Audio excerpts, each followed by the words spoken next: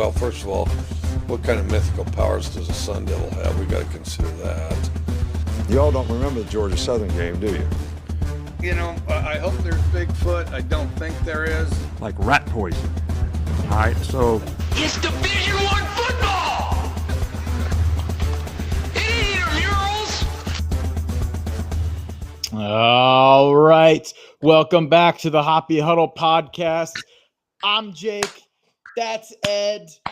We've got college football. This has been one of the craziest weekends that we've seen in college football in quite a while. We keep back. Saying that every week. Every week it becomes more and more insane. We just got back yesterday from Gainesville, Florida, where we were witness to what was not even the greatest upset of the weekend. No, it wasn't. And that's saying something. Unranked Florida beating top 10 ranked Texas. We've got a lot of storylines coming out of this week. Some great, some not so great. We've got a lot of games to talk about. We didn't get eyes on all the games because hence is the what happens when you go to a game and you can't have all your screens up all at the same time. But I've watched some highlights, I've watched some clips, and I think we're still prepared to draw some conclusions. It is week 6 that just finished up, and so we're halfway through. Can you believe it? We're halfway through the regular season already. This is insane. Yeah, what's kind of crazy is just how different this year's been in that the beginning AP poll and what we have now, just how many teams have fallen out. Oh, it's insane. I mean, it just doesn't even look like the beginning of the year like we had so many teams that we didn't even think would be in the poll or in there. Teams we thought would be the top of the poll aren't even in the poll. It's a crazy year. But you know, Jake, a couple weeks ago you had to apologize for your preseason Clemson prediction. Yeah. And so I need to join the club now. I need to fully admit it. I need to go and apologize now. Even through last week, Penn State's lost to Oregon. I still thought, okay, just a bad game. You picked him to win the title, didn't you? I did. And me and you in the same boat here. I'm joining your club. I need to apologize to our football viewing audience that, that was bad. That's just bad. I mean, there's no other way to describe it. Good for UCLA. Good for Heisel. I'm hyped for them. That's so great for them. That's awesome. I mean, Nico showed up. We give Nico a hard time on this show. And all of a sudden they found something that worked with him. Craziness. But anyway, well, let's get at it. Where do you want to start with? What game do you want to talk about? We got to start with Penn State UCLA. There's nowhere else to start. And this is not like you're thinking, oh, it's UCLA. They're Power 5 team, Big Ten program. This is one of the biggest upset, probably the biggest upset of the year so far. And definitely up there in the last 5 years on how big it's hard to overstate how big of a surprise and an upset this was. This is a UCLA team that won 0 games so far. They lost 2 games to the group of 5, including to New Mexico. Okay. This was not, and as much as we love Bronco, New Mexico is not anywhere close to the top half of the country football team. And so this is like Purdue from last year upsetting, Ohio State, like a top 5 thought to be team coming into this season, losing to the bottom feeder of the college football. This is App State beating Michigan as FCS. This is that level of an upset. And I think some people aren't quite understanding how huge this is. Dude, Nico Iamaleava, out of nowhere, turned into the quarterback that we all saw the potential for him to be. 70% completion, 17 for 24, 6.9 yards an attempt. Not, like I said, not the absolute most insane quarterback performance you've ever seen in your life, but a really solid, really good performance. He scrambled the ball and ran the ball pretty well as well. He had 16 attempts for 128 yards running the ball. Fantastic. He can run. He can throw. Jerry Neuheisel, is he the offensive coordinator or the head coach or both? I can't remember because he's the offensive. Where he was an elevated offense coordinator. I think he was the receivers coach. So he was elevated offense coordinator and calling plays. So who's the head coach? Tim is it Skipman, whoever the guy is. Yeah. Okay. Yeah. Anyway, but this was insane. 42 points from UCLA, including 10 in the first quarter, 17 in the second quarter. They were up 27-7 at halftime. And if you weren't dialed into this game, you're like, what is happening? I can't believe at halftime you certainly became aware of this. I know I was both of us were refreshing our score apps at the Florida Texas game. What else is there to say other than a complete and utter collapse by James Franklin? Well, it's the continued problem with the Penn State. I mean, we thought one of their strengths. Forget Drew Aller. I mean, it is what it is. Again, I harped on it the week before. They just can't seem to run the ball. They can't seem to run the ball. They can't run the ball, and that's been and they their can't problem. throw the ball either. Well, we knew that. Yeah, this was the veteran team. This was the team bringing everybody back, run it back. This was to be just like Michigan did, just like Ohio State did. It didn't happen. And now they're I mean, yeah, 2 losses. I guess theoretically they could run the table, but they've still got games against Ohio State and Indiana. No, it's not happening. No, it didn't happen. It's not happening. Not this team. They are not making the playoffs. I'm calling it right now. No, they're done. They're done at this point. They're done for this season. I have to say also, this is not the same. This is different. And the reason why this is different is because this is not the same. Everyone, the same old James Franklin, CEO of mid, not any good. This is not the same James Franklin that we've had problems with in the past, where he wins all the games he's supposed to and loses against the top 5. This is the kind of game that James Franklin was consistently known for never losing, right? Some of the other best coaches in college football have had higher ceilings and higher highs than James Franklin, but have also had the bad losses, right? James Franklin was known for consistently beating the crap out of these teams, and he just came up short today. And not just came up short, it came up short against a bad team. I mean, that the only thing I could reasonably think, Jake, is that they put all this effort into the whiteout, the Oregon. They lost a tough match. And they're college kids, they just figured they could just phone it in for a week. UCLA sucked, and they're going across country, and they phoned it in. They just figured they could do it, and then they got behind it. It's too late. I mean, that happens. I mean, that's true, but I'm tired, man. I can yawn on camera. I'm tired. I know it's terrible etiquette. That's that's true what you're saying, but you're supposed to be better than that. You're Penn State. You fancy yourself at the top tier of the sport. You sell out 100,000 seat stadiums. You don't get to just take a weekend off. College kids, they're not pros. This isn't the Buffalo Bills. They don't get paid millions of dollars to lose to UCLA. Yeah, but you're gonna get. I'd be yawning too if I was talking about Penn State. You're right. I still think you get with a lot of these teams. That was the beauty of Nick Saban. And I mean, I don't mean to twist this conversation, but Nick Saban was able to get Bama up every single week. Yep. I think very few coaches can get that kind of performance out of teams every single week because they're college kids. Some of these guys can get these guys playing really well one week, and it's always that slip up. And I think maybe that's what happened. I think we'll see. But the problem is, they've still got some tough games to play, and I just don't know they've got it in them. Yeah, based on this offense. And the thing is, though, is that's why I'm saying it marks a change for Penn State, is because you're right. That it was something that was out of the ordinary for coaches that were able to get their teams up every single week. But Penn State did that under James Franklin.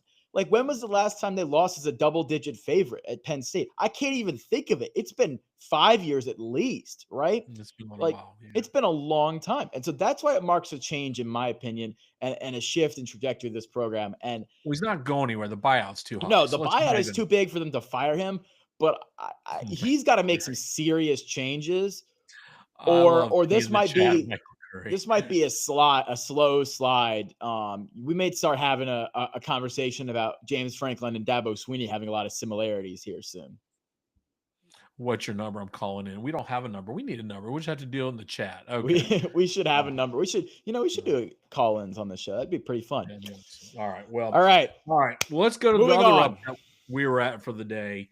We were actually in Gainesville. We were in the swamp. I'm still waiting for my press pass. I don't know when that's coming in Yeah, the when, mail. when we get badges, man, I want to be on the Yeah. sidelines. No. We're in the thick of it with all the other fans. Rain and pouring in the first quarter. Oh man, where do we even start in that game? Let's start with the winners. Let's start with the Florida Gators. They came out, scripted drive, ran the ball, threw the ball well. DJ looked prepared. Uh, so they come out, they get momentum, and right away they get the crowd into it. The Swamp is a difficult place to play. You It get the is. crowd into it. They were ready to go, and you knew something special was happening. The defense, in spite of two of their better players being out, and of course they were going to be out all game. Defense looked up to the task. And let me tell you what, if you don't know this guy, say hello to the name Dallas Wilson. Okay. Yep. He played, and I mean, I don't want to hang all the month of September on Dallas Wilson, but man, if Dallas Wilson had been around for some of these other games, you just kind of wonder, because it just seemed like the Florida offense functions a lot better when you got a 5-star stud wide receiver out there. Yeah, it seems like these other wide receivers can get open a lot easier when you have an absolute shoe-in NFL wide receiver that nobody can cover to throw the ball to. And a lot of those ticky-tack Billy Napier plays start working really well when you have the best wide receiver on the field. Yeah, it's crazy. So, and Dallas looked all the part, 2 touchdowns, over 100 yards catches. I mean, he looked the real deal. And so all of a sudden the offense looks better. The defensive line looked great. Okay. Now I think Florida's got a good defensive line. Combine that with Texas's struggles in the offensive line, and it was not a good There's day something for to Arch talk Manning. about there, man. What a drop-off from last year. Hold on, I Texas got to O-line. where was the stat today? And I'll find here, Jake. But I think, overall, Florida got the lead. And in spite of Billy Napier trying to give it away at times, it felt like Holy Billy's cow, dude. coaching decisions again left some question marks. Florida was able to hang on. Okay, here's the stat I wanted to go through. In this year, there have been Arch Manning against Florida had the highest single game pressure rates faced by any SEC quarterback this season. I mean, so Florida brought the pressure more than anyone else. 59% of the time. And there's only been one other game in the Power 4, and that was Nico against Utah that was higher. So Florida they figured the game plan was to bring pressure on that Texas offensive line and put pressure on Arch, and it worked, because we watched from the get-go. Arch just struggled, and even when Arch, you could tell when he was in the pocket, his feet were moving. He didn't look comfortable ever. A lot of his throws were short or long. It was a disaster, and it worked. It worked perfectly for them. So yeah, the strategy was essentially put pressure on Manning and make him beat you throwing the ball, and he couldn't. He's just I just don't think he has the accuracy or the pocket presence or the poise to make those tough throws in the face of pressure when he doesn't have that insane offensive line around him. That's a huge drop off from last year that a lot of people are. Everybody's going to put this on Arch, and there's a lot to put on Arch, by the way. You need to see those blitzes. You're an experienced quarterback at this point. You've learned the system. You need to read those blitzes and dump the ball off, right? However, the other side of that is that the Texas O-line lost a ton of talent to the NFL and was a complete question mark coming into this season how well they were going to play. And to this point, you can say that they're extremely mediocre. They're absolutely not top half in the SEC on the offensive line. And a lot of Sark's long running, complicated scheme plays that take a minute to set up, the reverses, the long crosses, right? Some of the stuff that he loves to scheme these guys open. They take time for the play to develop, and you need that offensive line to get those plays open. And if you don't, and your quarterback's not making the easy reads to dump it off, well, then you get what you had in the Swamp, which is just pressure everywhere, bad, inconsistent offense, and disaster. And look, Texas did scheme a couple of big plays open, and Arch would get a 20, 30-yard completion every once in a while. But you can't be consistent with that if you have no pass protection. Well, and they couldn't run the ball either. And Florida just said, "You're not going to run against us. We're gonna make Arch beat you," and that's what they put the game. They put pressure on him, and you got to win, and it didn't work. So you kind of wonder, okay, where's this Florida team been all year? And I don't think Florida's not going to be able to sustain this. I mean, it was a hype game. It was a big crowd. Everybody wanted to see Texas and Florida play. This isn't sustainable because I don't think Florida can match that energy week to week on the road. I mean, they're going to play Texas A&M this week. I doubt they bring that same level of energy and enthusiasm, but who knows? With Dallas Wilson, you may want to see it. Texas has got a real problem on the hands. Now, you talk about another team with 2 losses. They don't have a Power 4 win. They do not. They're going to go face the Red River Shootout this week. Oh boy, you want to see our scope against that defense? You want a defense that's going to put pressure on you. Brent Venables is going to put pressure. Texas is one more game away from being knocked out of playoff contention. And who would have thought going to the second week in October that we could be talking about Penn State and Texas being out? I didn't have Penn State, but I said that the Red River Shootout could be a playoff elimination game coming into the season. Yeah, and it's not going to be for Oklahoma, but it absolutely is for Texas. Yeah. So it's crazy. We got interesting debate going on in our chat now. Who would you rather be, Clemson or Baylor next year? Or no, Clemson or Penn State. I'm sorry. Oh, man. I think I'd actually rather be Penn State. Now, the chat doesn't agree with me. I think Penn State's got better recruits coming in. I think so. Clemson's recruiting is a bit, I don't know, man, going into next year. I think Clemson's falling off on recruiting now. We can debate who's the better coach. I'd probably rather Dabo coaching than James Franklin. But situationally, honestly. I agree. I think you'd rather be Penn State going into next year. I think you'd rather be Penn State with the talent coming in. Okay. Yeah. Plus Clemson has that slot. Of course they do. Who knows? Okay. Let's get on to the other big game of the night. And let's talk about the Miami-Florida State game. Jake, why don't you...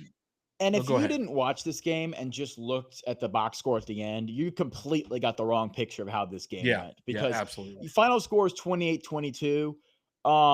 It was 28-3 at the end of the third quarter. This game is over. And Miami just basically went into prevent defense and said, we're not going to let you get back into this game. And they kind of went conservative in the play calling.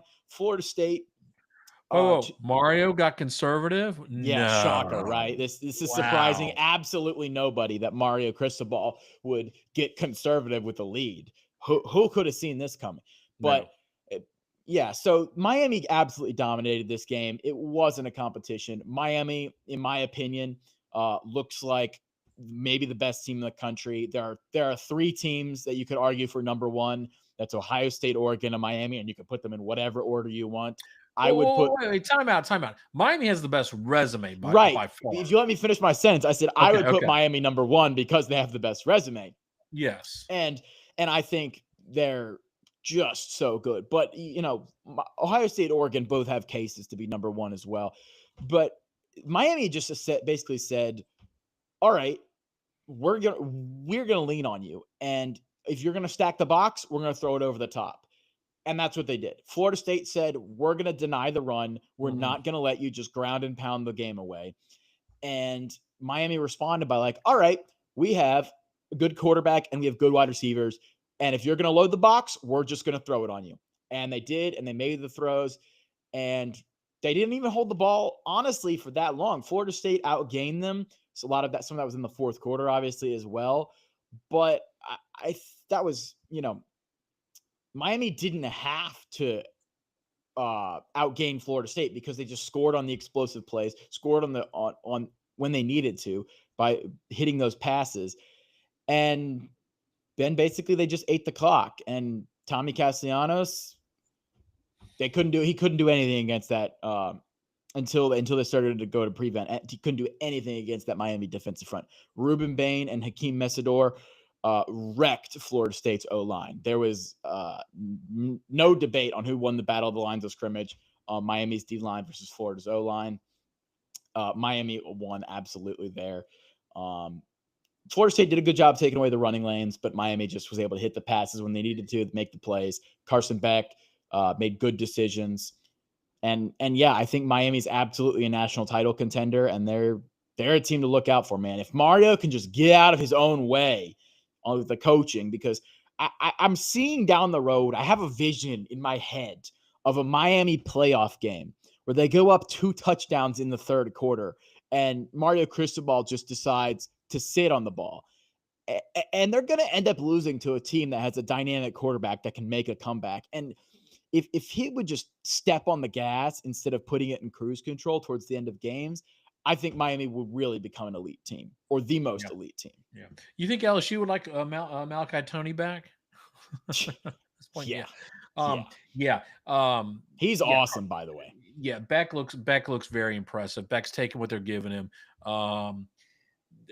Tony and Daniels are impressive wide receiver. I know that was the big question mark coming into the season. They've certainly lived up to their ability. I know they couldn't get the running game going, but as you said, FSU basically just shut that down. And Beck said, "Okay, hey, we're gonna go ahead and we're gonna pass the ball." We have good receivers too. All around good effort from Miami. They do look like they belong with Oregon and Ohio State. And I don't think, and I'm pretty convinced that Ohio State is one of the top 3 teams. I just don't think they haven't played anybody yet, honestly. But we think they're going to. We're finding out they haven't played anybody with how Texas is doing. yeah, but I think they'll be there, and I still think Oregon's talented enough.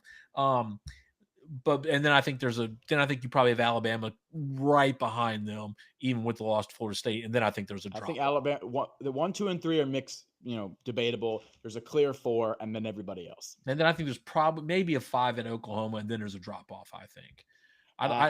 You could debate 5. There's ways. I want to see what a healthy Mateer.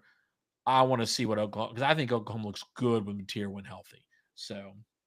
Yeah. But anyway, for Miami now, that was the toughest part of their schedule. Now their schedule gets easier. It gets really a lot lighter. There's really no excuses of looking at the head of their schedule for them to lose another game. I'm being honest. Yeah, but judging by how college football has gone this season, would you really be surprised? I wouldn't be surprised, but with this team, I would be. I mean, they play Louisville next week, in 2 weeks. Coming off a bye, though, and that Louisville team is not the same team from last year. It's not. And then they get a roll of Stanford, SMU, Syracuse. Then they get a roll of a bunch of losers. I'm sorry, Virginia Tech. There's really not a team in there that defensively, this team's too good. I don't see this team collapsing like last year. Miami's team last year was a struggle defensively. This year's team is not going to be that problem unless they have injury problems. So I agree. All right. Well, you want to talk about the Florida State side for a sec? Yeah. Is Norvell going to keep this thing on track for the rest of the year? I have no idea. I mean, it's very possible their schedule gets a lot easier. Well, relatively easier. And so I think they should be able to win most of the rest of their games. But there's no guarantee, really. Like, I mean, Pitt's not a bad team. They're not excellent, and Florida State should beat them if they're playing to their full potential. But is there a letdown spot after the Miami game? I don't know. And are they really a lock? We kind of thought they were a lock to beat Florida at one point, but I don't know. I kind of think I might have Florida favored over them if they played tomorrow. I don't know what you're going to get at the end of the year. You never know how the end of the year is going to work. But and Clemson, while Clemson, you don't know what Clemson's going to be. They have the talent to compete with Florida State if they put it all together on one Saturday. It's just a question whether does Florida State really want it. I mean, do they feel like they're out of it? And really want to. I mean, we saw last year that team kind of give up. I think Castellanos has a lot of heart, and I think they'll lead the team. And I don't think they're going to fall off like they have last year. I think some of those guys play for each other, and I do. You kind of question Norvell and how he's going to handle this, but you hope if you're a Florida State fan that he learned from last year what to do, what not to do, and they bounce back and can still maybe compete for. I don't know, a playoff spot. It'd be interesting to see if Florida State runs the table, if they could compete for an at-large bid. There's an argument you could be made with an Alabama win there, but no point in talking about that unless they do it. No.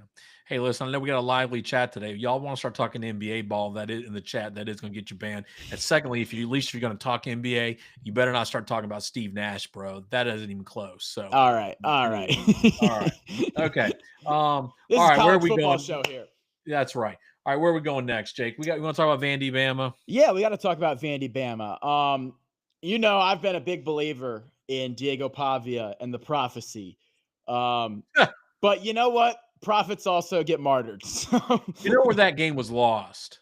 With the dudes practicing kneel downs before the game. The game was lost when Vandy got in the red zone 3 times in the first half and only came out with, 3 times in the first quarter and only came out with 7 points. So they had 2 turnovers in the red zone. That does it for Vanderbilt. Honestly, if they convert on those, then it's 30-28, and maybe they have a shot at this game. Yeah, I went back. But honestly, Alabama was just too good. Well, I think the first half they had their chances. Second half, Alabama dominated. Yeah. Alabama turned the gas on, and I mean that was different. That's kind of what you would have expected a little bit there. You got that cover at the back end there, which was nice. I appreciate that. Thank you, Alabama, for the cover. I do think. I think again that first week just seems like the further we get and the more we see Alabama, that first week just feels like an aberration. It really does. Yeah, I do think Alabama is top 5. I think their offense is borderline unstoppable at this point, and I think they've fully recovered as a team. And they didn't have the letdown after Georgia like they did last year. I think Ty Simpson should be the Heisman favorite at this point. If not, it would not surprise me if he wins the Heisman. I think Alabama's a top 5 team. Well, this year, there's no perfect teams anymore. Nobody's going to go 12-0 hardly in this new era of NIL and revenue sharing. So you're going to lose games. Bama just seemed to got theirs out early. They may lose. They may lose another one. They could lose another one. But doesn't mean they may not. They may still be the best team in the country or one of the best teams. But so far, as we stand today, I think Alabama's a top 5 team. Yeah, they're better. I think they'd beat Ole Miss. Yeah, and we could talk hypotheticals all day. I just think, Well, the SEC is good at talking hypotheticals. Yeah, right. The resume that they have, wins over Georgia and Vanderbilt, that puts you up. That stacks up pretty good. That stacks up pretty good against anybody. Those wins stack up better than what Oregon and Ohio State are stacking up right now. Let's be real. Right, And I'm not an SEC defender. Right. Yeah. So. Yeah. Bama. Listen, and Vandy, that was a tough spot. Going a revenge game, playing in Tuscaloosa, that was a tough spot for Bam. For Vandy. That doesn't mean that Vandy's season is over by any stretch, and that Vandy can't get into this playoff picture. That was their first loss. Vandy now has a string of a couple of games. They play LSU coming up in 2 weeks, and then they play Missouri, and they play Texas. There's your season, Vandy. If you take 2 out of those 3. You win 2 of those, you could be looking at a possible playoff SEC championship berth. I think you do. I think if you lose all 3 of those, then you're cooked for the season. You're so. And are you really going to tell me right now that Vanderbilt can't beat LSU? At home, it's LSU and Missouri are both coming in to Vanderbilt. Right. They can win like both those LSU games. has shown me nothing that says Vanderbilt can't beat them. And this Texas team, that Vanderbilt team is not afraid to go swap some paint with them. And Texas is not. Diego Pavia is better than Arch Manning. Yeah. Well, yeah. So there's a path here. Just because you lost Alabama and went on the road does not mean that your season's done. So they got to get their head out of this and get past this and move forward. That's all it is. Yeah. Yep. 100% agree. For Alabama, just keep on plugging, keep going, keep scoring, and keep winning. And all the haters of Kalen DeBoer will go away with more wins, because that's how it goes. Yeah, I've got this is going to be funny. Bama plays Missouri this week. I'm looking forward to seeing that. That's a road game for Bama. That'll be a good test for them. And obviously they got Tennessee coming to town in a couple of weeks. I don't think Tennessee's got the defensive line to compete with them. But then they're going to have a good matchup against Oklahoma down in November. Though that's going to be a great game. Yeah, I think that'll be a real test. I don't know if Oregon, Ohio State beat everyone in the SEC on a neutral field, but I know that they'll be favored on everybody in the SEC on a neutral field. So yeah, I kind of agree with you there. Yeah. All right. Okay. What else piqued your interest from Saturday? I think that. Can we talk about the Virginia Cavaliers? All right. Well, Reed's not on here. Let's talk about the Virginia Cavaliers. Wahoo, baby. Woo! I don't think Reed's on here, but Reed's one of our faithful listeners, so we're going to talk about him. How about those Virginia Cavaliers going up in the polls, getting a win in overtime? 5-1, baby. Defensive touchdowns. Are you kidding me? What is going on? That's a game traditional Virginia loses. They go on, you have a big win, you start to get a little momentum, and you lose. Instead, they went on the road, beat an undefeated Louisville team, which for some reason, who knows what's going on there. But Cam Robinson had a monster game, 47-yard interception return. Chandler Morris didn't have a great game. Only threw for 149 yards. Fumble return for Wasn't his touchdown, best. right? Fumble 6. What's that? Fumble 6 in the What's first that? quarter. Yeah. It wasn't a great game for them. They ran the ball. Okay. It wasn't the best offensive output for Virginia of the year. So, but again, on the road, you'll take it if you're Wahoos. Now Heck the yeah, path you'll is take it. You're 5-1 and ranked. you're 5-1, you're ranked. The path is laid out. They're going to be heavy favorites the next 4 weeks. Yep. Okay. There's a path. They're going to be 9-1. They could very well be 9-1 and facing Duke. Yeah. There's a That's non-zero crazy. scenario where Virginia is a 1-loss team going into the ACC title game. Yeah. And Yeah, it's crazy. yeah. It's just crazy. And then So you start talking about, Virginia for the playoff. Well, here's going to be the problem. And I'm going to go ahead and say it's October 6th today. Virginia's going to get screwed by this playoff committee if they get there. And here's why. They do have because a very weak strength of schedule. Strength of schedule is going to be terrible. Yeah. Okay. Their only good win is going to be against Florida State. And if Florida State needs to hold up their end of the bargain or it's going to be bad. And because I think Braun in the chat, you talk about a UVA Miami ACC game. Yeah, that would be great. And if they get there, that'd be awesome. The problem is UVA would lose that game. And then they're going to be outside looking in because they're going to have no quality wins. I don't think they're beating Miami. I just don't see that. Now, what happens? Jake and I had this debate yesterday over nice biscuits and gravy. Oh, what yeah, happens? we talked about this. Yeah, Georgia. I do not know what the tiebreaker is going to be if Georgia Tech, UVA, and Miami are all undefeated. I'm going to guess, and we can look this up. My guess is the conference is going to somehow break it down who's higher ranked.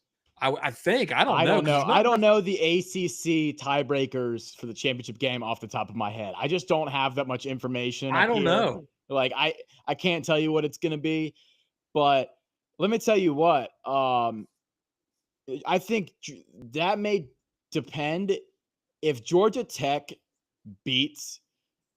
Georgia Tech has to play Georgia, right?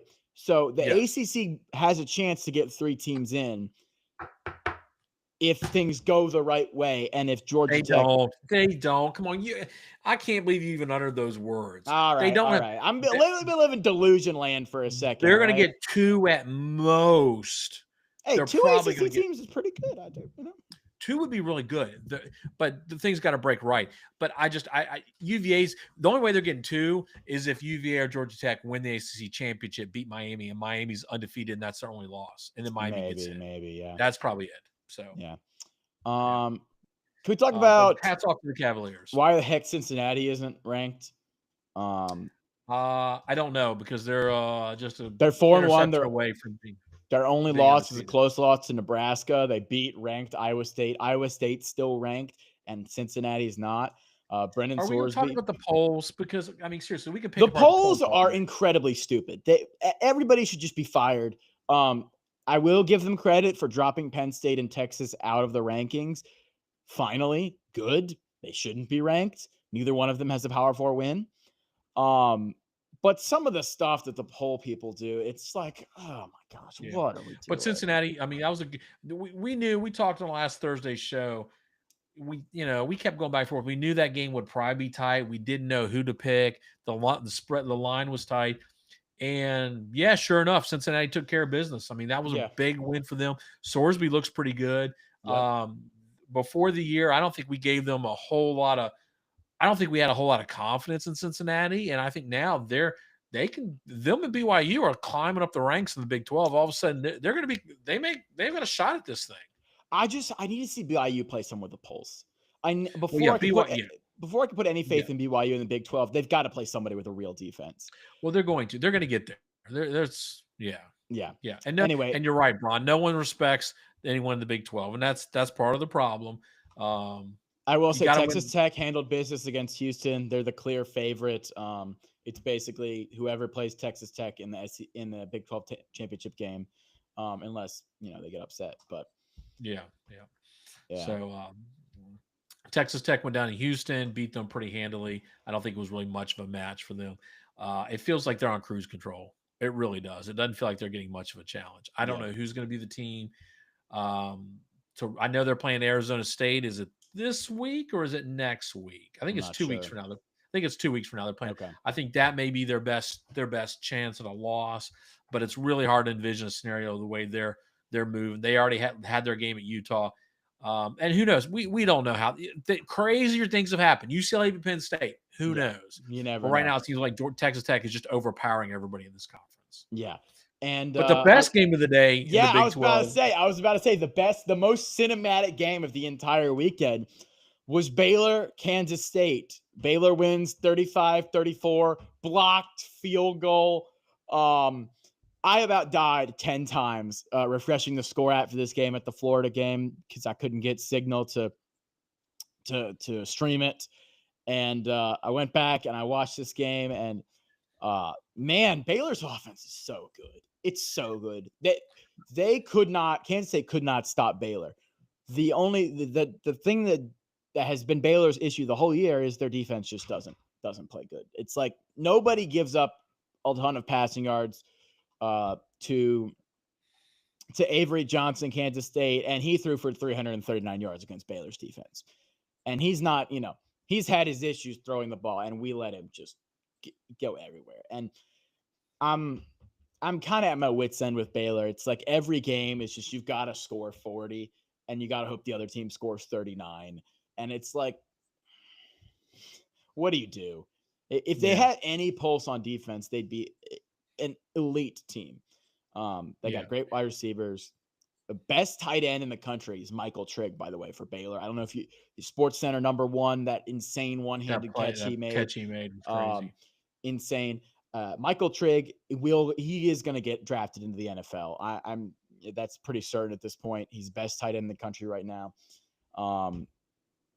Yeah. So another crazy game, which I could not get. I only saw some highlights of this one. That Washington Maryland game. It got mentioned in our chat. Poor Maryland. They get up 20-0, and I'm sitting there thinking, my goodness. I had that game. I was kind of looking at my phone, looking at it, and I'm going, man, that would be a big victory for Maryland. Because we talked about how tough their schedule is down the stretch. We love Malik Washington. What a great quarterback he's turned out to be. Yeah. And then they lose. They get up 20-0. They lose the game 24-20. Damon Williams comes back, leads Maryland. That's just soul crushing for Maryland. Rough. It's rough. Yeah. So I mean, it's a game exciting quarterbacks. I mean, you got to feel good if you're Maryland that you're able to compete against some of these better teams, but heartbreaking to take that loss.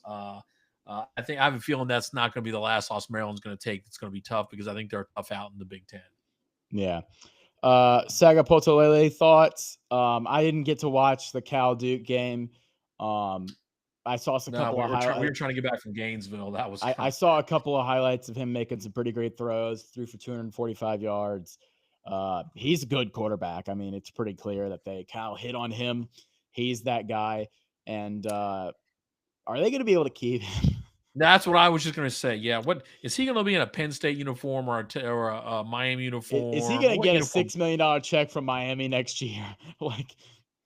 Man. Yeah, some of these guys are just, it's hard to imagine. Also, when's somebody going to hire Justin Wilcox? I don't know. That's a whole different. I mean, what he's done at Cal, making them a decent, mediocre team every 2 years is, you got to commend him for that, right? Yeah, maybe so. He's you can't argue he's not a good coach. No. Anyway. All right. Couple of the games I want to note. Nebraska took care of business pretty handily. Dylan Raiola, listen, this team is just quietly putting together a season. Nothing fancy, nothing, but they're building. I mean, I think they're, again, 4-1. Who they got coming up? Maryland next week at Maryland. Right. Exactly. That'll be a game. That'll be a good game. I think that, they may go in. Then they get Minnesota, Northwestern. All of a sudden, we're talking 1st November. They could be 7-1. Who knows? We'll see. I believe in the year 3 pop under Matt Rule. So yeah, he still hasn't beaten a ranked team. So I know, and there's not one on the schedule yet. Penn State was on the schedule, and they're not there. So, but it was a nice win for them. Notre Dame took care of Boise. Nothing fancy there. They didn't put up 50 points like the week before. I don't know that, I didn't get to watch any of Pitt this scored game. 48 on Boston College. All right. Yeah. And Didn't they bench Holstein? Is that what they happened? did. They benched Holstein. They put in a freshman. What's his name? I can't. Heinzschul. Yeah, Whatever, something. he just lit up. He was 30 or 41. Boston College had no answer for him. What I heard was they had like single coverage, and they were just beating them left and right. Yeah. So this is Pitt. I had Pitt earlier this year. I thought they were going to be a little tough out for some teams. You watch and see if they don't give Florida State a tough matchup or give Miami a tough matchup later this season. Could happen. Yeah. Texas A&M took care of Mississippi State. No questions there. I think the Mississippi State upset machine may be out of gas. Who knows? What else happened? Air Force Navy, the under didn't hit. So I know. That was the worst unpatriotic. pick of the week. It was tragic. It was unpatriotic. It was a shame. We never should have picked the under during a government shutdown. What were we doing? You can't expect me to play defense. Government shutdown. Exactly. Another week goes by and we don't talk about Ohio State much. They got down 3-0 and then they proceeded to score 42 in the unanswered points. Yeah, not because Ohio State's a bad team. It's because they just keep taking care of business against bad teams. So, I mean, when you complete TCU, 85% of your passes, I think you're doing a pretty good job at quarterback. TCU was struggling with Colorado there for a second and then came back and won. We saw some of that. We might have to slightly downgrade our TCU expectations based on that, but I don't know. We'll see. Illinois took care of Purdue, but gave up 27. Purdue sneakily not as awful as they were last year. Barry Odom's is building something there. They're still losing to all these teams, but they're not losing 50-3. So, I don't know. I think what else? Oh, do we need to talk about No. the mid off that happened between Chapel Bill and Dabo Swiney? I mean, what again? I watched some highlights of this on Sunday, just kind of reviewing games. This looked like the JV team versus the varsity, and that's saying a lot when you're Clemson. I mean, North Carolina is historically bad. Where was the stat I had today? See if I can dig it back up. I mean, not only historically, I mean, bad from a not just this year bad, but historically from Power 4 schools, like of all time, like in the last 15 the years. Bill Belichick experiment has failed, and it's time to move on. It's over. It's over. Move on. Be done. Fire this guy and hire John Summerall like you should have the first time before someone else does. Yeah, they clearly made a error in judgment in their talent evaluation, and it shows every week. They're just getting killed. And they're just bad. They got to get aligned as a school. Like the boost. There was all of the things about the boosters were fighting the athletic director, and they wanted Bill Belichick, and they brought in big money, and the Bubba Cunningham didn't want him. They have got to get like everything aligned as a program. They've got to get everything smoothed out, ironed out, and get it together, because if you want to put up a good resume for the Big Ten and the SEC in 4 years, you need to have everything running smoothly. And Bill Belichick is not going to be the way to do that. Yeah, it's just a mess there, and I didn't really think it would be that bad. I knew they'd struggle this year, I thought but they're bad, but not this bad. So they have a negative 31.3 adjusted offense EPA, and negative 32.7 adjusted defense EPA. They're only holy cow. They only have Power 4-5 teams that have had negative 30 or worse in both categories through 5 games in the playoff era. Wait, can I guess? Their teams such is as it the Louisville team? No. It was like 22 Colorado 1-11, 21 Colorado 4-8, 21 Vandy 2-10, 21 Kansas 2-10, 20 Kansas 0-9. The 2019 Georgia Tech 3. I mean, we're going down. Is it going to be like 17 in Louisville where they were able to quit? Like, yeah, they're literally terrible on both sides of the ball. Yeah, I mean, just horrible. So, this is I mean, the line isn't going to be big enough on those games for me to bet every other week the rest of the year. Yeah, it's just I don't know. I just don't want any part of betting any UNC game. Like I just want nothing to do with it. But I'm gonna, I hate to say this, but I'm gonna have to give actually Virginia Tech some credit, and I hate to always do that. They've actually been relatively better since they fired Brent Pry. They've been fighting. Sometimes, dead coach bounce. That happens. The dead coach bounce. I mean, they played a little plucky Wake Forest team, a Wake Forest team that somehow has convinced Robbie Ashford and his 8th team to play well. Did Wake Forest win? Yeah, they won 30-23, but it was Tech hung in there. I mean, and of course that was a Tech home game, so you would expect them to play better. But it was homecoming for Tech, so you like to always see that ruined.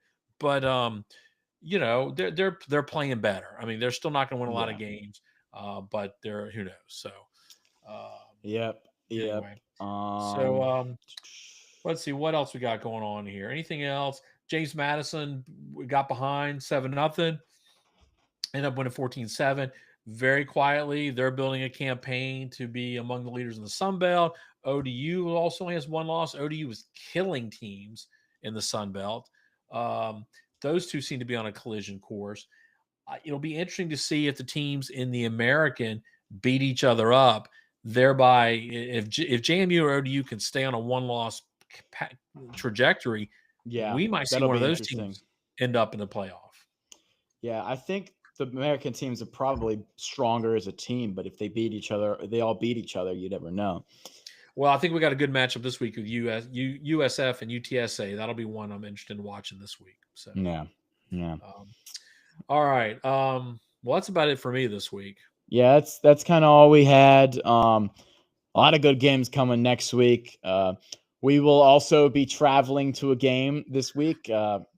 We may try and bring you some live footage from the game, but we will. You see, I'm yawning. I'm still trying to catch up on my rest from the week. Yeah, that's how it goes. Man, we had a lively chat tonight. That was pretty great. I know. Thanks for all you guys joining us, guys and girls, whoever it was. Lots of live viewers. Hey, if you're watching this, make sure to like the video and subscribe to the podcast and follow on all the socials. It's North Texas. I thought it was UTSA. It's North Texas. North Texas. Yeah, no. North Texas, man. Remember, they're undefeated. Yeah, that's right. That was the game I was thinking of. Okay. I know they had a big game this week. So it's Denton. I could get up to a North Texas game this year. Yeah. I'm not going to, but I could. Yeah, you saw the tweet. Yeah, we'll beat the Auburn-Georgia game this weekend. So we're excited about that. Yeah. Deep South Florida's rivalry. We're going to experience it in all its glory. See what's going to happen. We'll hit tailgate. Crazy things happen in Jordan-Hare, all right? So at night, yes. Auburn may be bad, but that does not preclude them from beating Georgia. So yes. So we'll be excited to get there, and we're going to be hanging out watching a bunch of games early in the day and then heading over to the stadium. Yep. In time for kickoff. So we'll see. It'll be good. But all righty. All right. Thank you guys so much for watching. Yep. And we'll see you all later in the week. Bix. Good night, America.